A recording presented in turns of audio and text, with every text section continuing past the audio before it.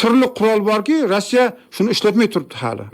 U yadro qurol ham bo'lmasligi mumkin. Bir bala bor ish qilib, shuni ishlatib yuborsa, mana Ukraina ritorika bor, hali ishlatmagan qurollari bor. Uni ishlatsa yo'q qilib bir Sibirlardan, go'rlardan borki, qayerda yashirib qo'ygan.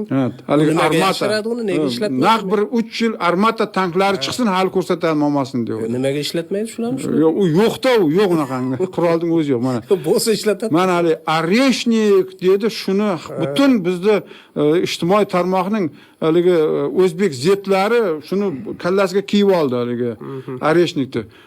Areshnik quroli u bor yo'g'i 1 tonna yuk bilan boradigan va aksan metallolom tashiydigan raketa u. Mana Areshnik bu metallolom tashiydi. 1 tonna metallolom tashiydi. Boshqa hech narsaga qodir emas. Unga portlovchi modda sololmaydi.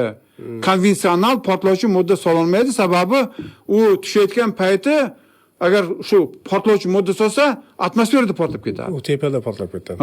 Faqat shu yo beton yo temir soladi, gum etib pishadi shu faqat. O'zi boshiga tushsa o'ldiradi, bo'lmasa yo'q.